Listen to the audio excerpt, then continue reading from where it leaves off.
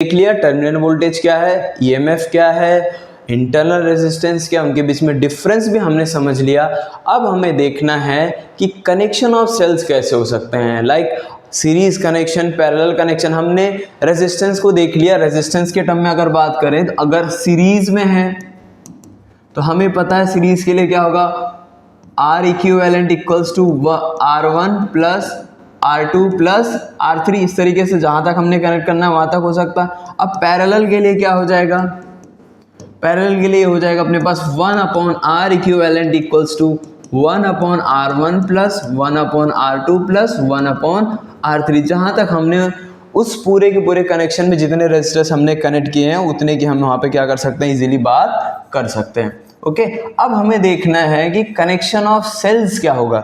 हमें रेजिस्टर का तो पता चल गया, लेकिन सेल का हमें क्या करना पड़ेगा, अच्छे से पता रखना पड़ेगा कि सेल का क्या होगा। Series connection of cell, suppose हमने इस पूरे कनेक्शन में दो सेल लिए E1 एंड E2, उनका इंटरनल रेजिस्टेंस दिया हुआ, पहले वाले का इंटरनल रेजिस्टेंस है R1, दूसरे का है R2।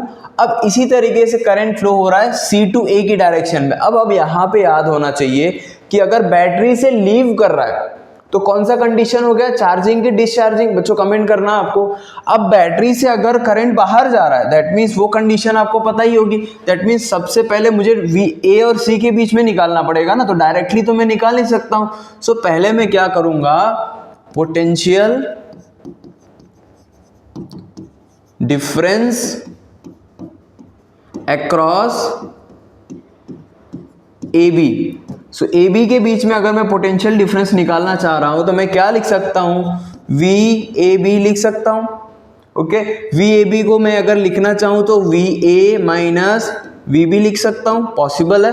अब VAB में इस पॉइंट पे अगर मैं देखूं तो लीव कर रहा है, तो मैं E1 माइनस IR1 लिख सकता हूं, क्योंकि मैंने जस्ट अभी क्लैरिफाई किया कि अगर बैटरी सोर्स की तरह बिहेव कर रही है तो उससे करंट बाहर जा रहा है, मतलब माइनस का साइन आएगा। हो गया, स्टेटमेंट पहला क्लियर हो गया। ठीक उसी तरीके से हम B और C के लिए जाएंगे, तो यहां पे लिखना है हमें potential difference between B C। यहां पे भी क्या हो रहा है, बैटरी सोर्स की तरह बिहेव कर रही है। That means VBC equals to क्या हो जाएगा अपने पास, VB माइनस VC। ये इक्वल टू हो गया क्या हो जाएगा, E2 माइनस IR2। ये हो गया इक्वेशन नंबर 1, ये हो गया इक्वेशन नंबर 2। अब हमें पता है कि जो टोटल रेजिस्टर टोटल कनेक्शन है वो क्या हो जाएगा, टोटल पोटेंशियल V के बराबर हो जाएगा। सो पोटेंशियल लिखें हम, potential across A to C। सो ये क्या हो जाएगा, VAC हो जाएगा। अब VAC पे तो डायरेक्टली नहीं पहुंचा जा सकता, तो मैं इसको कैसे लिख सकता हूं, VAB प्लस VBC। तो हम पहुंच गए भी। अब VAB की वैल्यू क्या है, देखो ये रही, तो यहाँ पे हमें इस वैल्यू को क्या करना है, पुट ऑन करना है।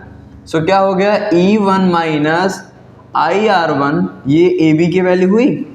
अब दूसरे टर्म में क्या हुआ, E2 माइनस IR2, ये BC की वैल्यू हो गई।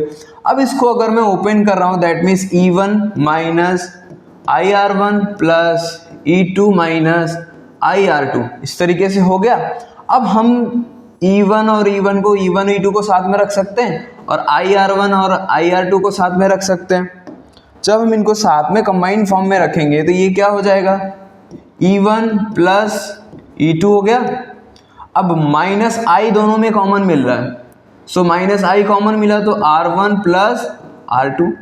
अब जब हमें यहाँ तक सॉल्यूशन मिल गया दैट मीन्स हमारा जो फाइनल कंक्लूजन है वो आ गया। अब ये जो टर्म है अपना, ये रिप्रेजेंट कर रहा है हमें सेल का इक्विवेलेंट ईएमएफ फॉर सीरीज। तो ये क्या हो जाएगा, E equivalent equals to E1 plus E2, ये एक वैल्यू मिल गई हमें। अब सेकेंडरी टाइम में वो क्या रेजिस्टेंस इंप्लीमेंट कर रहा है, सो ये टर्म अपना जो हुआ ये हो गया इंटरनल रेजिस्टेंस। दैट मीन्स मैं उसको कैसे लिख सकता हूं, सो ये हो जाएगा R equivalent equals to R1 plus R2, ये हमारा इंटरनल रेजिस्टेंस के लिए होगा। अब इस इक्वेशन को मैं थोड़ा सा और इम्प्लीमेंट करूँ तो इसको मैं VAC के बीच में कैसे लिख सकता हूँ? So VAC equals to E equivalent minus IR equivalent. ये हो गया हमारा A और C के बीच में सेल कनेक्शन के लिए पोटेंशियल कैसे मिलेगा वो हम देख सकते हैं। ये हो गया A और C के बीच में E इक्विवेलेंट और R इक्विवेलेंट, करंट हमारे पास क्या है? I है। अब अगर मैं इसको और सिंपल फॉर्म में लिखना चाहूँ तो अगर इक्विवेलेंट नहीं है, डायरेक्टली दिया हुआ है, so V equals to E minus IR भी हम लिख सकते हैं।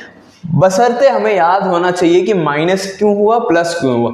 माइनस कब होगा, मैं बच्चों बार बार बता रहा हूं कि अगर सेल सोर्स की तरह बिहेव करेगा तो माइनस होगा।